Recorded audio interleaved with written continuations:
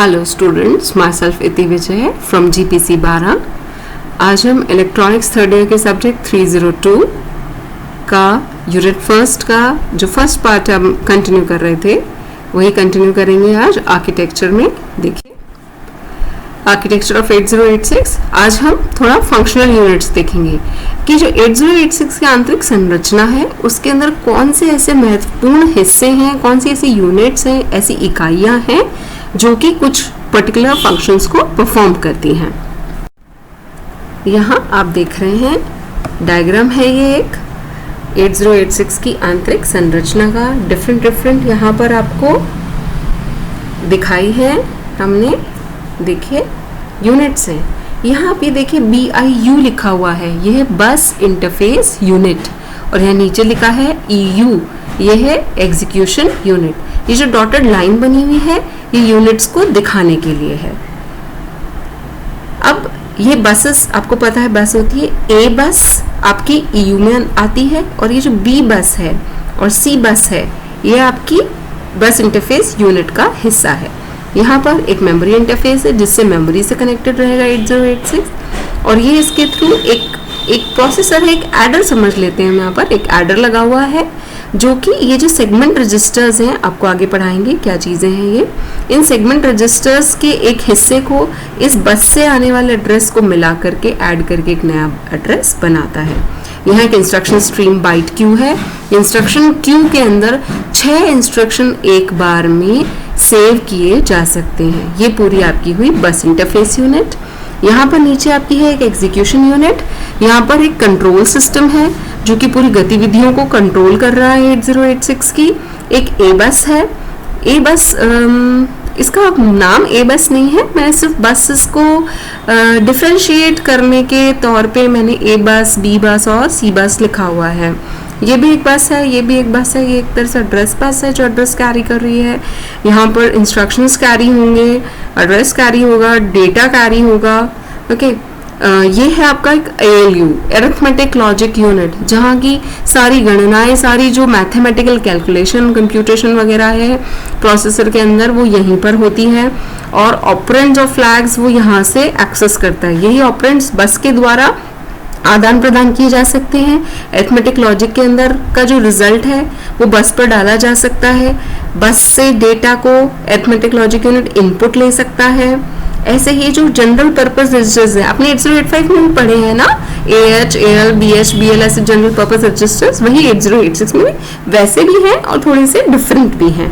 तो कुछ general purpose registers हैं यहाँ पर जिनसे कि डेटा आ सकता है और जा सकता है। डेटा इनमें स्टोर भी हो सकता है बस से रीड, और इन रजिस्टर से रीड करके बस पे डाला भी जा सकता है। Same is with the segment registers. ये जो है ये सेगमेंट रजिस्टर से S यहाँ लिखा हुआ है ना, ये सारा S सेगमेंट के लिए है। हम आगे पढ़ेंगे बाद में रजिस्टर्स क्या है। आज हम सिर्फ फंक्शनल यूनिट्स देख लें तो 2 मेन यूनिट हमने देखी, बस इंटरफेस यूनिट, बस इंटरफेस यूनिट क्या क्या काम करती है वो देख लेते हैं हम।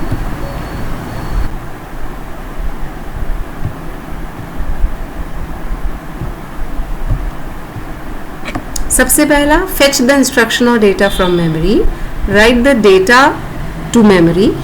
आपको इंस्ट्रक्शन फेच करना था। फेच का अर्थ क्या है? फेच का अर्थ है इंस्ट्रक्शन को पढ़ना मेमोरी से। फेच द डेटा का अर्थ क्या होता है? डेटा को पढ़ना, मेमोरी से रीड करके लेके आना। तो फेच का अर्थ हुआ कि पहले रीड होगा मेमोरी से उस बस पे आएगा, बस से जिस रजिस्टर में जाना है वहां जाएगा, तो ये पूरा चीज फेच कहलाएगी। राइट, मेमोरी पर कुछ लिखना है हमें डेटा, तो वो राइट करना भी किसकी जिम्मेदारी है? बस इंटरफेस यूनिट की। यदि डेटा को किसी आउटपुट पोर्ट पे लिखना है तो बस इंटरफेस यूनिट की रिस्पॉन्सिबिलिटी है। हमें किसी इनपुट पोर्ट से रीड करना है डेटा तो भी बस इंटरफेस यूनिट की रिस्पॉन्सिबिलिटी है। तो 4 काम है हमारे पास बस इंटरफेस यूनिट के लिए कि इंस्ट्रक्शन और डेटा को मेमोरी से पढ़ना, नेक्स्ट डेटा को मेमोरी में लिखना, डेटा को फंक्शन में लिखना, तो नहीं, डेटा को बहुत अहम हिस्सा है ना बस इंटरफेस यूनिट में। एक अलग से दिखाया था मैंने आपको, इंस्ट्रक्शन क्यू है, 6 इंस्ट्रक्शन स्टोर कर सकता है 8086 एक बार में। ये 6 इंस्ट्रक्शन स्टोर क्यों करने हैं? देखिए, एक कमांड आता है, एक इंस्ट्रक्शन आता है प्रोग्राम से, उसको एग्जीक्यूट करते हैं, उसको पहले डिकोड करते हैं, फिर देखते हैं कैसे एग्जीक्यूट होगा। उतनी देर में क्या होता है कि कुछ जो इकाइयां हैं, कुछ जो यूनिट्स हैं 8086 की, वो फालतू बैठी हैं, वो ऐसे ही आइडल हैं। तो अब क्या करें, उसका कोई अगर हम उपयोग कर सकें, यदि हम ये देख सकें नेक्स्ट इंस्ट्रक्शन क्या है, उसी की तैयारी कर ली जाए, उसको डिकोड करके रख लें, उसका ऑपरेंड फेच करके रख लें मेमोरी से, अगर मेमोरी फ्री हो तो। इस तरह का काम करने के लिए हमें बस इंटरफेस यूनिट की जरूरत है। इसलिए ये जो इंस्ट्रक्शन क्यू है वह बस इंटरफेस यूनिट का हिस्सा है। तो to increase the execution speed pipelining क्यों करनी है, 6 इंस्ट्रक्शन को इंस्ट्रक्शन क्यू में क्यों कर रहे हैं हम मैनेज कर रहे हैं स्पीड बढ़ाने के लिए, to increase the execution speed. और ये जो सारे जो 6 बाइट्स हमने इसमें स्टोर किए हैं वो पहले फर्स्ट इन फर्स्ट आउट तरीके से ही जाएंगे। क्यू है ये, क्यू का अर्थ होता है कतार, तो जो पहले आया है वही पहले निकलेगा। तो अपने अगर 6 इंस्ट्रक्शंस में स्टोर किए हैं तो जो सबसे पहले स्टोर किया था वही एग्जीक्यूशन के लिए जाएगा, उसके बाद दूसरा, उसके बाद तीसरा। ओके, तो all bytes have to be given to executional unit one by one, एक एक करके जो है वो 6 के 6 इंस्ट्रक्शंस उसमें आपके एग्जीक्यूशन यूनिट में पास होंगे। ओके, अब ये जो प्री फैचिंग ऑपरेशन, ये जो हमें ना पहले से ही लिख के रख रहे हैं, पहले से ही देख के रख रहे हैं इंस्ट्रक्शंस को, 6 इंस्ट्रक्शंस पढ़ के रख रहे हैं हम हमारे पास मेमोरी में से, हम यहाँ ले आए हैं। मेमोरी से लाना क्या कहलाता है, फैचिंग। लेकिन फैचिंग अभी पूरा नहीं हुआ, उस इंस्ट्रक्शन को पढ़ के उसको किया नहीं गया है उसका कुछ, इसलिए इसको क्या बोल दिया, प्री फैचिंग, पहले से ही फैच कर लिया। ओके, सो ये प्री फैचिंग ऑपरेशन है और ये बस इंटरफेस यूनिट कर रही है। जब बस इंटरफेस यूनिट ये काम कर रही है तब एग्जीक्यूशन यूनिट हो सकता है इन 6 से पहले जो एक इंस्ट्रक्शन था उसको ऑपरेट कर रहा हो, तभी तो ये पाइपलाइन की तरह चलेगा। अब जो ये 6 है इनमें से मान लीजिए जो पहला है वो एग्जीक्यूशन यूनिट पे गया तो 1 की जगह खाली हो गई आपके पास, तो वो जो 1 की जगह खाली हुई है वो आपका जो भी 1 की जगह खाली हुई है उसमें आप नेक्स्ट इंस्ट्रक्शन जो है उसको हम फैच करके रख सकते हैं हमारी बस इंटरफेस यूनिट। इसी को पाइपलाइनिंग कहा जाता है। तो ये पैरेलल में हो रहे हैं, प्री फैचिंग जो बस इंटरफेस यूनिट कर रही है और एग्जीक्यूशन जो एग्जीक्यूशन यूनिट कर रही है, दोनों अलग अलग इकाइयां पैरेलल में काम कर रही हैं। बस इंटरफेस यूनिट अपना काम कर रही है और एग्जीक्यूशन यूनिट अपना काम कर रही है, तभी इसकी स्पीड आएगी।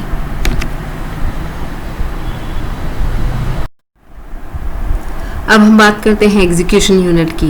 एग्जीक्यूशन यूनिट नाम से ही समझ में आ रहा है, एग्जीक्यूशन कर रहा है, जो इंस्ट्रक्शन है उसको कैरी आउट करना है। इंस्ट्रक्शन को अपन कहते हैं ना प्रोग्राम रन करना, वो होता है एग्जीक्यूशन करना। जो इंस्ट्रक्शन है, जो निर्देश है प्रोग्राम में, वो जो एक निर्देश है उसको पूरा का पूरा वो काम पूर्ण करना एग्जीक्यूशन कहलाता है। तो एग्जीक्यूशन यूनिट का सबसे पहला काम ये हो गया कि बस यूनिट को बताए कि इंस्ट्रक्शन फेच करने हैं या डेटा फेच करना है तो कौन से एड्रेस से करना है फेचिंग, मेमोरी के किस एड्रेस से डेटा आएगा, मेमोरी के किस एड्रेस से इंस्ट्रक्शन आएगा, इंस्ट्रक्शन को डिकोड करना। डिकोड किए बिना हमें समझ में नहीं आएगा, 8086 को समझ में नहीं आएगा कि वो जो निर्देश है उसका पालन कैसे किया जाए, वो निर्देश के अंतर्गत कार्य कौन सा करना है, वो कब समझ में आता है, जब उसकी डिकोडिंग होती है। तो पहले प्रोग्राम में जो इंस्ट्रक्शंस हैं, जो निर्देश है, उनकी डिकोडिंग होगी, उसके बाद वो एग्जीक्यूट होगा। तो ये सब करने के लिए उसके पास क्या होती है, एक पूरी कंट्रोल सर्किटरी होती है।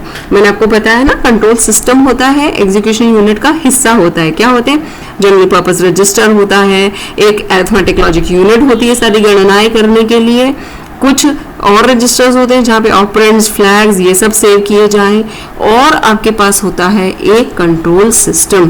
तो जो कंट्रोल सर्किटरी है एग्जीक्यूशन यूनिट की, वही ये सब कंट्रोल करती है इंटरनल ऑपरेशंस। इनके बीच में सामंजस्य कैसे होगा, कहीं डिकोडिंग चल रही है, कहीं एग्जीक्यूशन, मतलब कि एएलयू में उसके जो भी निर्देश है, वो भी इंस्ट्रक्शन है, उसके अनुसार कोई गणना, कोई कैलकुलेशन वगैरह चल रही है, तो वो एएलयू के अंदर है। किसी रजिस्टर में कोई डेटा है, कहीं बस पे कोई एड्रेस है, कहीं बस पे कोई डेटा है, इन सब के आपस में सामंजस्य कैसे बिठाया जाएगा, कैसे कोऑर्डिनेशन बैठेगा इनका आपस में कि कौन कब क्या काम करेगा, ये सारे काम होते हैं कंट्रोल सिग्नल्स के द्वारा। और ये कंट्रोल सिग्नल्स कौन जनरेट करता है, जो कंट्रोल यूनिट है, जो भी कंट्रोल सिस्टम या कंट्रोल यूनिट है एग्जीक्यूशन यूनिट के अंतर्गत, वह इन सारे कंट्रोल सिग्नल्स को जनरेट करती है। इन कंट्रोल सिग्नल्स को जो है सारा कंट्रोल इसके हाथ में, कंट्रोल आप समझते हैं ना, ओके, वो ये तय करता है कि कब कौन सा कार्य किया जाएगा। और ईयू के पास 16 बिट का एएलयू होता है। अरिथमेटिक लॉजिक यूनिट जो है वह 16 बिट की है। यहाँ पे एएलयू 16 बिट की है। इसका अर्थ क्या हुआ, उसका अर्थ ये होता है कि इसके अंदर जितने भी ऑपरेशन होंगे, जैसे एडिशन करना है, सब्ट्रैक्शन करना है, तो जितना जोड़ गुणा भाग बाकी ये सारा काम करना है वह सब 16 बिट के ऑपरेंड पर संभव है। 16 बिट से कम पे संभव है, 16 बिट से ज्यादा के पे नहीं है, तो वह 16 बिट के ऑपरेंड्स पर संभव है। यह है हमारा ये कहने का अर्थ कि 16 बिट की एएलयू है। तो ये हुए हमारे सारे फंक्शनल यूनिट्स, ओके, जो लॉजिकल और अरिथमेटिक ऑपरेशंस हैं।